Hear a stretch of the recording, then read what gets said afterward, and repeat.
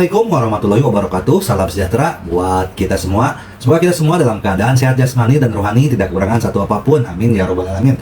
Oke, kali ini Mimin akan lanjutkan cerita Lee Fugui-nya atau dokter konyolnya. Tapi seperti biasa, tolong dibantu tekan tombol like dan berkomentar juga Tuan dan Nona. Terima kasih sesudah dan sebelumnya. Oke, kita lanjutkan saja ceritanya. Bab 301-304.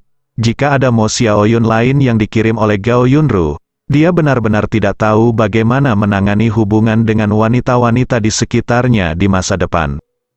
Tapi masalahnya sudah sampai pada titik ini, Li Fugui tidak bisa mundur.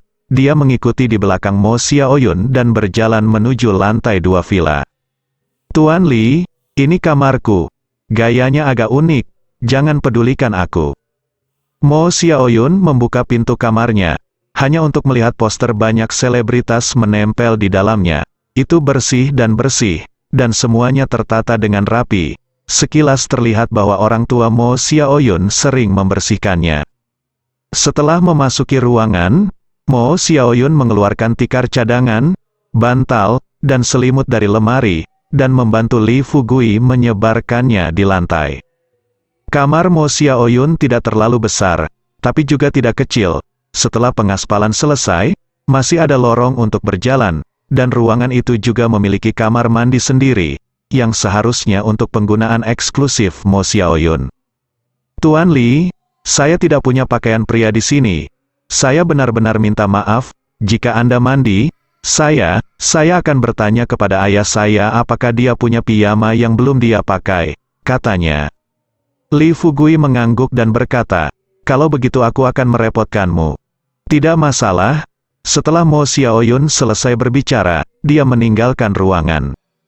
Li Fugui sedang duduk di sofa di kamar, memandangi ruangan dengan bosan. Tiba-tiba, Li Fugui melihat kamera DV di atas meja. Dia mengambilnya dengan rasa ingin tahu dan menyalakannya, mulai terlihat. Mata Li Fugui membelalak, mimisan akan segera keluar. Apel Adam berguling, Li Fugui menelan, dan tanpa sadar menekan foto lain dengan jarinya. Foto seksi dan intim lainnya muncul, dan yang pertama mengenakan pakaian, tapi yang ini telanjang. Hidung Li Fugui panas, melihat Mo Xiaoyun yang berani dan seksi di foto. Dia tidak menyangka sosok Mo Xiaoyun sebenarnya lumayan. Setidaknya itu lebih menjengkelkan daripada yang biasa dikenakan Mo Xiaoyun. Li Fugui menarik napas dalam-dalam dan tidak bisa tidak mengklik foto berikutnya. Dia tidak mengedipkan matanya, seolah-olah dia takut kehilangan gambar yang indah. Retak, tapi saat ini, Li Fugui terkejut dengan suara yang tiba-tiba. Dia meletakkan kembali DV di atas meja seperti pencuri, dan ketika dia melihat ke atas, dia melihat Mo Xiaoyun menatapnya dengan tatapan kosong, wajahnya seperti semerah apel, dan ada teh yang tumpah dan porselen pecah di tanah. Li Fugui sangat malu, dia berkata dengan sedikit malu, "Jika saya mengatakan bahwa saya tidak melihat apa-apa, apakah Anda akan mempercayai saya?" Mo Xiaoyun menundukkan kepalanya dan berkata dengan suara seperti nyamuk, "Tuan Li, bagaimana kamu bisa melakukan ini?" "Maafkan aku." Li Fugui menyentuh hidungnya dan tersenyum malu-malu. Apapun yang terjadi, itu salahnya, jadi dia harus meminta maaf. Mo Xiaoyun terkejut. Dia tidak menyangka bahwa Li Fugui, yang begitu kuat dan berantakan di matanya, akan meminta maaf pada dirinya sendiri. Dia sedikit terharu, dan merasa bahwa dia terlalu berlebihan. Jadi dia segera berkata, "Tuan Li, sebenarnya tidak apa-apa. Ya, saya membawakan Anda pakaian. Anda pergi mandi dulu." Li Fugui mengangguk, dan berjalan ke kamar mandi secepat mungkin. Setelah Li Fugui memasuki kamar mandi, Mo Xiaoyun menghela nafas lega, dan segera meletakkan DV di atas meja ke dalam laci, dan segera menguncinya, lebih besar dari. Setelah semua ini selesai, wajah Mo Xiaoyun masih merah, dan dia berjongkok di tanah lagi, dan mulai membersihkan pecahan cangkir porselen di tanah. "Xiaoyun, kenapa kamu begitu ceroboh? Bukankah kamu memintamu untuk membawakan secangkir teh untuk menantuku? Kamu baik. Kamu mengacau sebelum dia meminumnya. Seberapa canggung kamu?" Kata ketika dia datang, melihat ini, Dia memarahinya beberapa kata, dan gelar Li Fugui di mulutnya langsung naik ke tingkat menantu. Mo Xiaoyun tidak bisa membantu tetapi berkata, "Bu, jangan katakan itu akan menyebabkan orang lain salah paham." Ibu Mo Xiaoyun menatap dan berkata, "Putri, aku tidak bermaksud kamu semua tidur di kamar yang sama. Kamar sekarang, di masa depan jika Anda tidak menikah dengannya, siapa lagi yang bisa Anda nikahi? Dia harus bertanggung jawab kepada Anda, dan saya memanggilnya menantu, itu benar." Mo Xiaoyun merasa sedikit sakit kepala. Ini masalah tidak dapat lagi dijelaskan, dan dia mengetahui kepribadian ibunya, mengetahui bahwa meskipun Anda menjelaskan, pihak lain pasti tidak akan mendengarkan. Li Fugui mandi dengan sangat cepat, dan dalam waktu sekitar 10 menit, Li Fugui keluar dari sana. Mo Xiaoyun tidak berani menatap mata Li Fugui. Dia berkata, "Kamu sudah selesai mencuci. Kalau begitu, aku akan pergi mencuci." "Oke." Li Fugui sedikit tersenyum. Ketika Mo Xiaoyun memasuki kamar mandi, dia tertegun sejenak, karena dia melihat handuk basah tergantung di atasnya, dan handuk itu biasanya digunakan untuk mandi. Mo Xiaoyun membayangkan bahwa Li Fugui menggunakan handuk ini terlihat seperti mandi. Berpikir tentang hal itu, saya merasa jantung saya berdetak kencang. Lebih dari 1 jam kemudian, Li Fugui sedang berbaring di lantai dengan ponsel di tangannya. Dia sedang membalas pesan untuk adik perempuannya Su Wanwan. Biasanya Li Fugui tidak terlalu banyak bermain dengan ponsel, tapi terakhir kali Su Wanwan mendownload software komunikasi untuknya dan menambahkan satu sama lain sebagai teman. Kata Su Wanwan, itu untuk memudahkannya mengecek postingan kapan saja. Li Fugui tidak bisa tertawa atau menangis, tapi dia selalu menyayangi Su Wanwan. Jadi Su Wanwan menyukai hal-hal ini, jadi dia melepaskannya. Pada saat ini, pintu kamar mandi terbuka.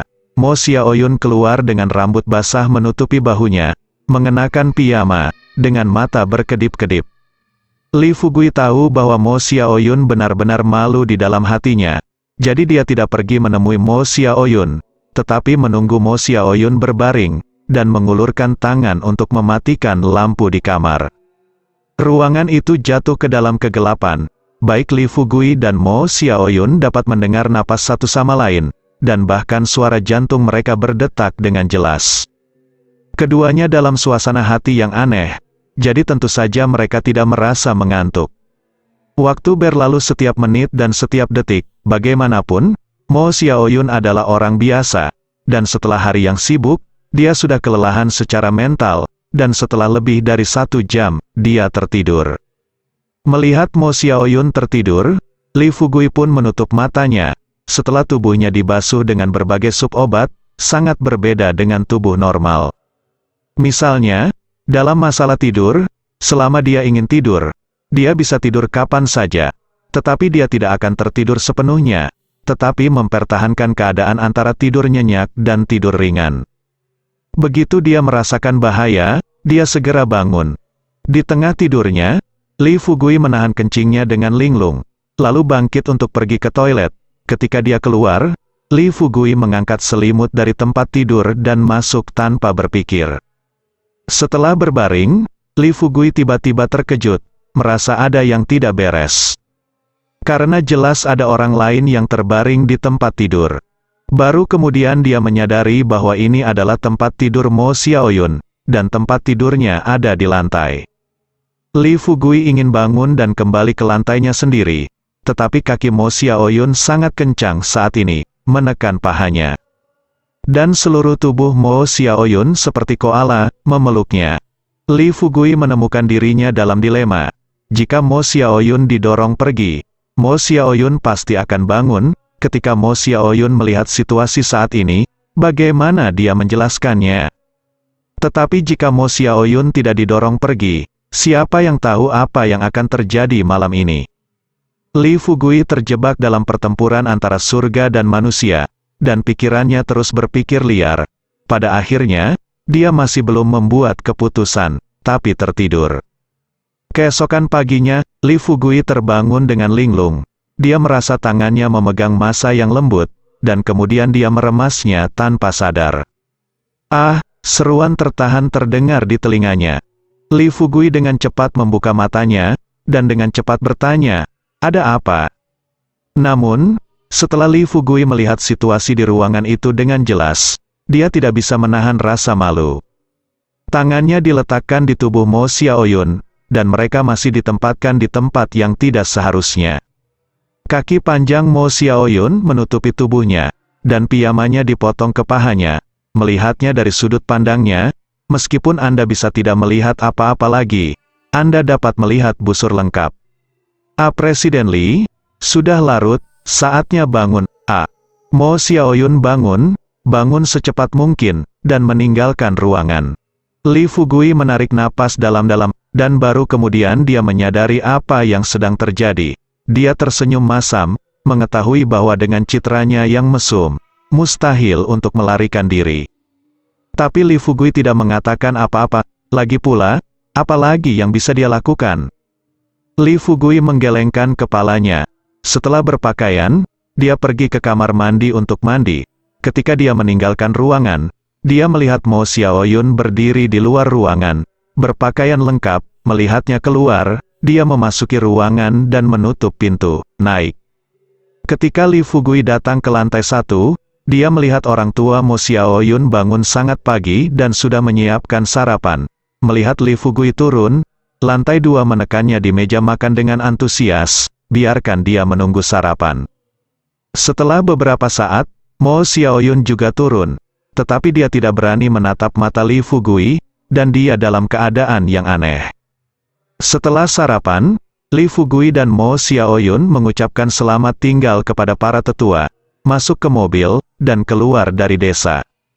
Sepanjang jalan, baik Li Fugui maupun Mo Xiaoyun tidak berbicara, dan suasana sepertinya masih tenggelam dalam suasana tadi malam. Li Fugui mengemudikan mobil kembali ke kursi kabupaten, lalu pergi ke tempat parkir rumah sakit rakyat. Setelah turun dari mobil, Li Fugui pertama-tama menelepon Wang Langzong, lalu datang ke kantor dekan. "Fugui, kamu datang tepat waktu. Aku baru saja akan memberitahumu tentang tim inspeksi obat China."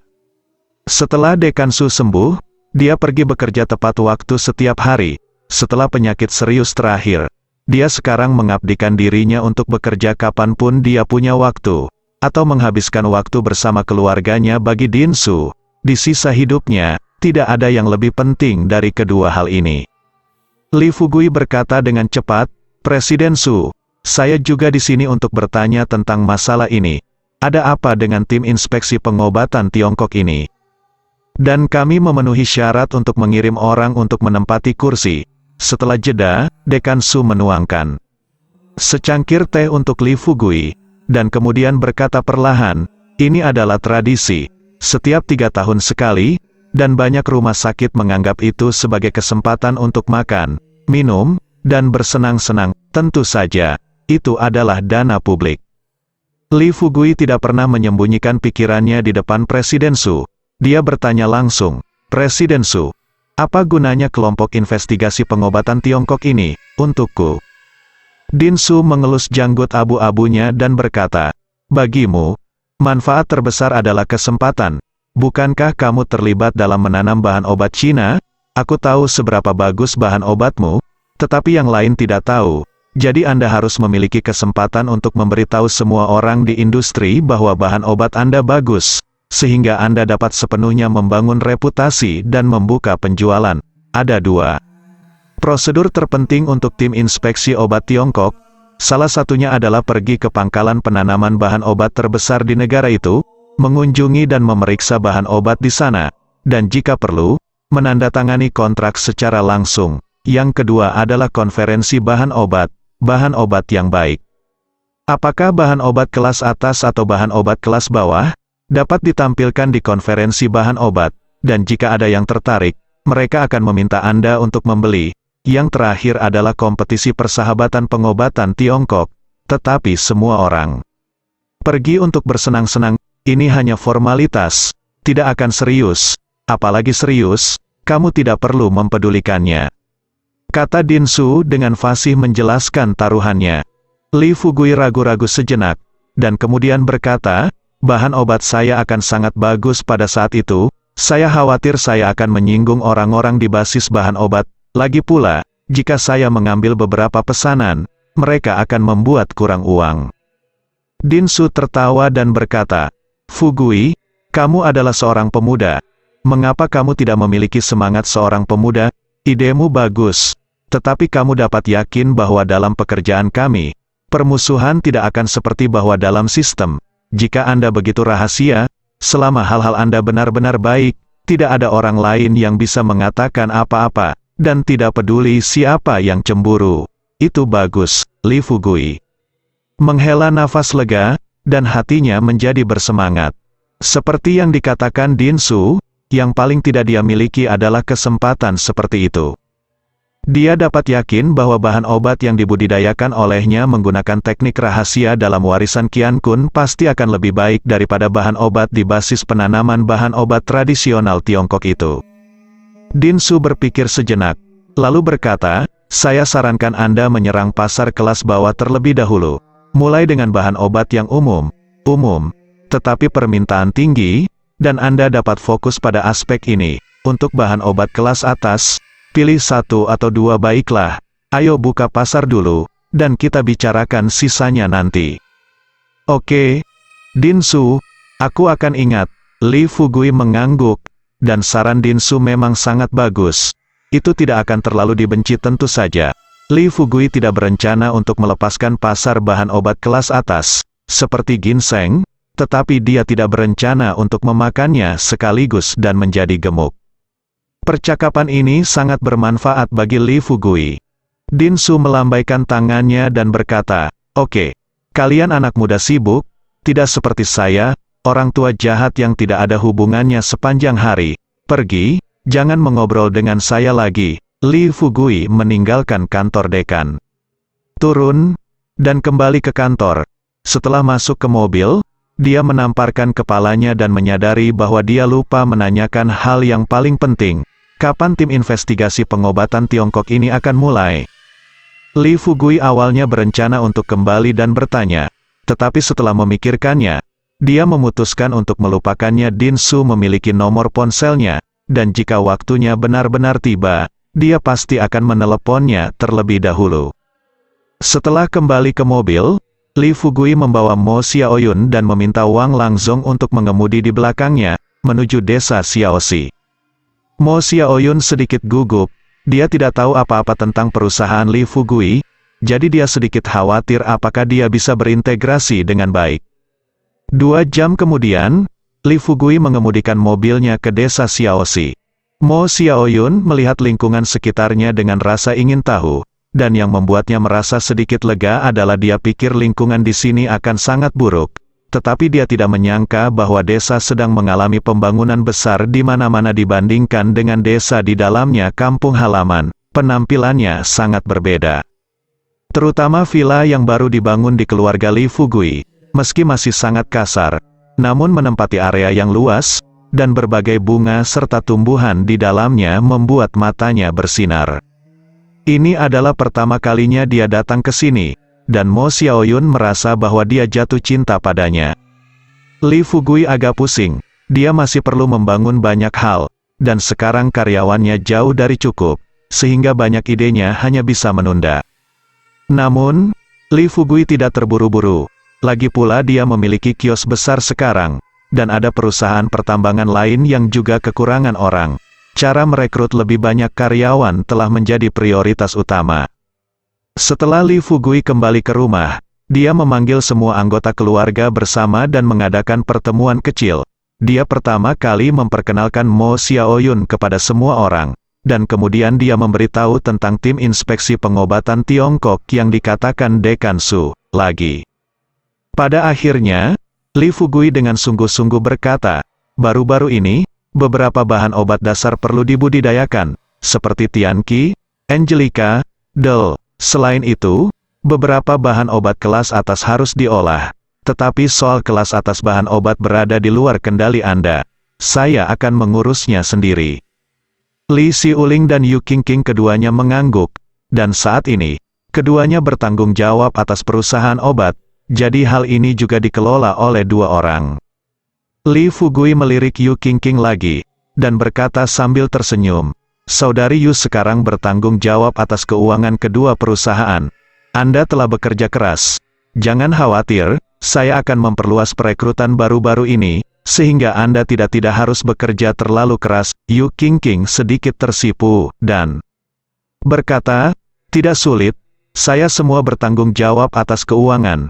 Untuk orang dalam, tidak apa-apa untuk menyimpan akun, tetapi sedikit lebih merepotkan untuk melakukan akun untuk perusahaan, dan rekrutmen harus dipercepat." Li Fugui mengangguk sedikit, lalu berkata, "Saudari Yu mengatakan bahwa keputusan lainnya, seperti membeli mobil, Anda dapat memutuskan. Laporkan saja kepada saya setelah itu." Li Xiuling ragu-ragu sejenak, lalu bertanya, "Fugui, sekarang kami benar-benar kekurangan orang. Sekarang, dan kami tidak dapat merekrut siapapun di kota, dan kami merekrut semua orang yang kami bisa. Jadi saya pikir, haruskah kami pergi ke kabupaten untuk merekrut orang?" Li Fugui memandang Yu Qingqing, bertanya, "Saudari Yu, apakah Anda punya saran bagus?" Yu Qingqing sedikit tersenyum dan berkata, "Tuan Li, apa yang ingin saya katakan? Sebenarnya kita skala perusahaan kami sekarang sangat besar, setidaknya dalam yurisdiksi Kabupaten Qinglong, dianggap sebagai perusahaan yang sangat besar. Perusahaan kami harus memiliki penampilan yang layak di kabupaten tersebut, bukan?" Setelah jeda, Yu Qingqing melanjutkan, "Belum lagi, akan sangat mudah untuk melakukan hal-hal di masa depan, seperti merekrut orang. Jika ada wajah di kabupaten, Anda dapat melakukan pekerjaan ini sepanjang waktu. Kirimkan saja ke desa Xiaoxi kami." Itu saran yang bagus. Mata Li Fugui berbinar dan dia menamparkan kepalanya. Bagaimana dia bisa melupakan ini? Haruskah saat ini di bukunya setidaknya 8 digit? Jika perusahaan sebesar itu tidak memiliki kantor pusat yang layak, itu tidak dapat dibenarkan. Melihat bahwa Li Fugui menerima pendapatnya, Yu Qingqing melanjutkan, "Kamu dapat melamar sebidang tanah dan membangun gedung sebagai kantor pusat perusahaan kami." Li Fugui sedikit mengangguk, dan berkata, "Saya akan memberitahu Sister Gao tentang masalah ini nanti, dan biarkan Sister Gao menanganinya." Kekurangan orang adalah masalah terbesar perusahaan Li Fugui sekarang. Selama masalah personel diselesaikan, masalah lainnya tidak akan menjadi masalah. Setelah pertemuan, Su Wanwan menyelinap ke sisi Li Fugui, dan dia menatap di Momo dengan tampilan yang sedikit bermusuhan. Xiao Yun cemberut dan berkata, "Saudaraku, mengapa kamu selalu dikelilingi oleh sekelompok wanita cantik?" Jantung Li Fugui berdetak kencang. Melihat Li Xiuling juga melihat ke arahnya, dia langsung berkata, "Wanwan, jangan bicara omong kosong. Manajer Mo adalah prajurit elit di bawah Sister Gao. Aku berhasil memburunya di sini. Sekarang kita tidak hanya kekurangan karyawan tingkat rendah, tetapi juga karyawan tingkat tinggi." Mo Xiaoyun berkata dengan gugup, "Halo." Su Wanwan mendengus, mengabaikan Li Fugui, dan melarikan diri tanpa berbicara dengan Mo Xiaoyun. Li Fugui buru-buru berkata, "Manajer Mo, jangan marah. Adikku memiliki sifat kekanak-kanakan, bukankah dia melakukannya dengan sengaja?" Mo Xiaoyun tersenyum dan berkata, "Presiden Li, jangan khawatir, aku tidak akan marah pada seorang anak." Li Fugui menghela nafas lega. Fugui, apakah kamu punya hal lain untuk dilakukan nanti?" Li Xiuling tiba-tiba berjalan mendekat dan bertanya dengan lembut. Li Fugui menggelengkan kepalanya dan berkata, "Tidak ada lagi yang harus dilakukan hari ini. Besok aku akan pergi ke pegunungan untuk mengunjungi perusahaan pertambangan." "Kak, ada apa?" Li Xiuling menggigit bibirnya dan berkata dengan wajah memerah. "Kalau begitu ikut aku." Li Fugui mengikuti di belakang Li Xiuling dengan bingung, lalu mengikuti Li Xiuling ke kamarnya. Kakak, apa yang terjadi?" Ini adalah pertama kalinya Li Fugui melihat Li Xiuling seperti ini, dan dia merasa sangat gugup. Berpikir liar di benaknya, mungkinkah hal baik yang dia lakukan di luar ditemukan oleh saudari Xiuling? Li Xiuling menutup pintu, mengangkat kepalanya dengan keberanian, menatap Li Fugui dan berkata, "Fugui, ayo, haruskah kita punya bayi?"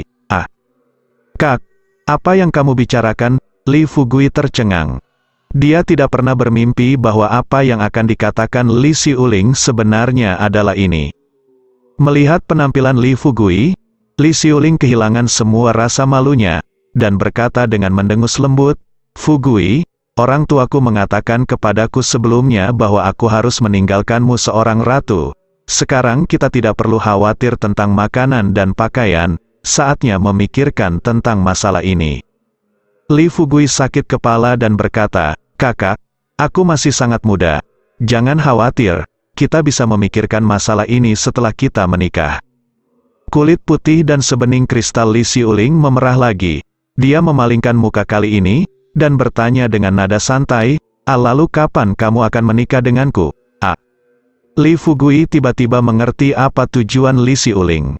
Lagi pula, tujuan sebenarnya dari Li Xiuling adalah untuk memaksakan pernikahan. Pikiran Li Fugui berubah dengan cepat, dan dengan senyum malu-malu, dia berkata, "Kakak, aku ingin menikah denganmu sekarang, tetapi kamu tahu, karirku tidak berada di jalur yang benar, dan aku sangat sibuk setiap hari. Tidak ada waktu untuk memikirkan hal ini." Wajah Li Xiuling menjadi gelap, dan dia mencibir dan berkata, "Li Fugui, saya pikir Anda dibutakan oleh keindahan di sekitar Anda, dan Anda tidak menyukai saya sebagai gadis desa, bukan?" Li Fugui terkejut, dan segera berkata dengan senyum tersanjung seperti kaki anjing, "Kakak, lihat apa yang kamu katakan, beraninya aku. Bahkan jika kamu memberiku 10 keberanian, aku tidak akan berani melakukan hal seperti itu." Li Xiuling. Es wajahnya terlihat lebih baik sekarang. Dia menatap Li Fugui. Dia berkata, "Maaf kamu tidak berani. Tapi kamu harus berjanji padaku bahwa ketika karirmu berada di jalur yang benar, kamu harus menikah denganku, Li." Fugui mengangkat telapak tangannya dengan serius dan berkata, "Kak, jangan khawatir. Jika aku tidak menikah denganmu, aku akan disambar petir, dan aku tidak." Jadi dia menutup mulutnya, dan berkata dengan marah, "Tidak apa-apa jika kamu berjanji. Mengapa kamu bersumpah? Aku percaya kamu." Kemudian Li Fugui merasa lega, dan dia tidak bisa menahan diri untuk bertanya, "Kakak, kenapa kamu tiba-tiba menyebutkan ini?"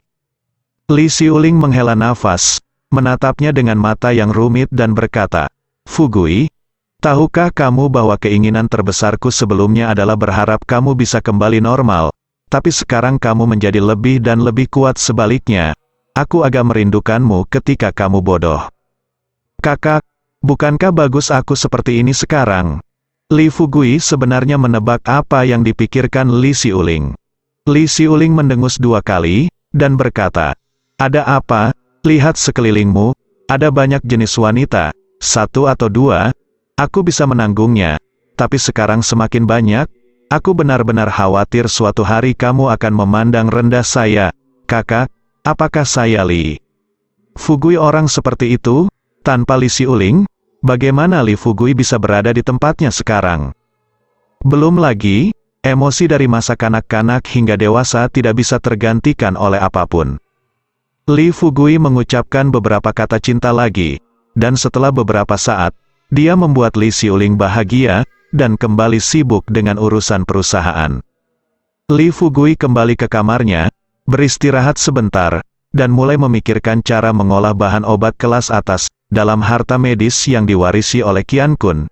Inti dari kultivasi bahan obat adalah vitalitas dalam tubuhnya. Semakin banyak vitalitas yang dimilikinya, semakin kuat sub obatnya, dan semakin tinggi kualitas bahan obat yang diolah dari sub obat tersebut. Tapi Li Fugui tidak mempelajarinya sama sekali selama ini.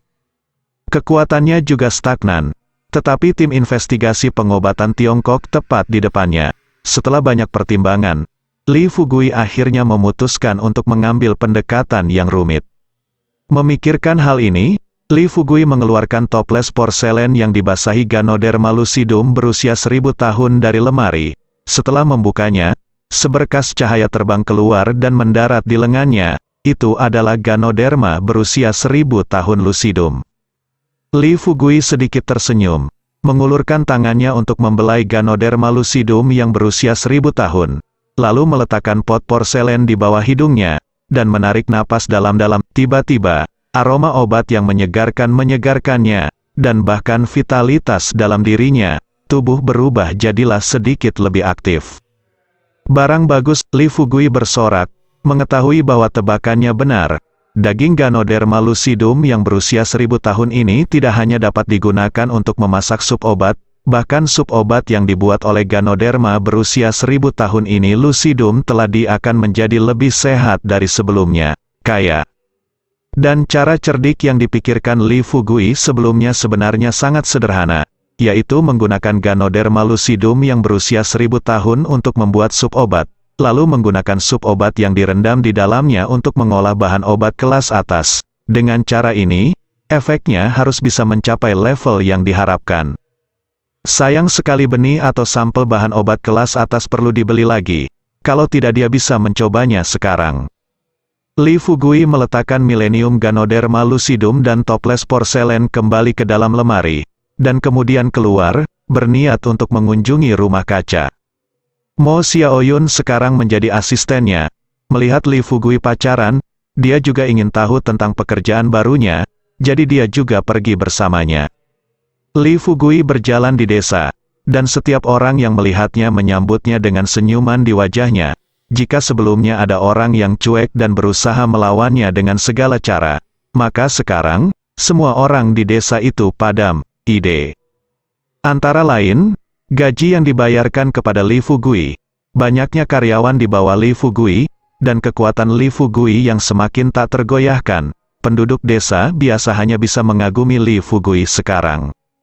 Sungguh spektakuler, Mo Xiaoyun mengikuti Li Fugui ke kepala desa, dan ketika dia melihat sekeliling, dia berseru ke gudang putih yang tak berujung. Li Fugui sedikit bangga, dan dia berkata, "Saya telah membeli tempat-tempat ini, dan rumah kaca ini akan terus dibangun sampai pasar jenuh." Mo Xiaoyun berpikir sejenak, dan bertanya, "Tuan Li, perusahaan kami karena ini adalah perusahaan bahan obat, apakah ada departemen pengendalian risiko?" "Departemen pengendalian risiko? Untuk apa Anda menginginkan ini?" Li Fugui tertegun. Mo Xiaoyun menunjuk ke rumah kaca itu, dan berkata dengan senyum masam, "Tuan Li, bagaimana jika rumah kaca berkembang terlalu banyak dan bahan obat yang ditanam tidak dapat dijual?" Mo Xiaoyun menggelengkan kepalanya. Menurutnya, ada begitu banyak rumah kaca dan begitu banyak pekerja, dan butuh beberapa menit untuk satu mobil lewat. Truk besar, kekayaan bersih Li Fugui setidaknya beberapa juta kanan. Li Fugui berkata dengan penuh semangat, "Saya, Li Fugui, sekarang memiliki puluhan ribu orang setiap menit, dan perusahaan kami dapat menghasilkan beberapa juta sehari, sebanyak itu." Mo Xiaoyun tertegun. Dia tidak berani membayangkan, dan tidak bisa membayangkan, bahwa nilai bahan obat ini sangat luar biasa. Li Fugui tersenyum dan berkata, "Ini adalah perkiraan konservatif. Nyatanya, bisa menghasilkan untung puluhan juta setiap bulan." Bersambung.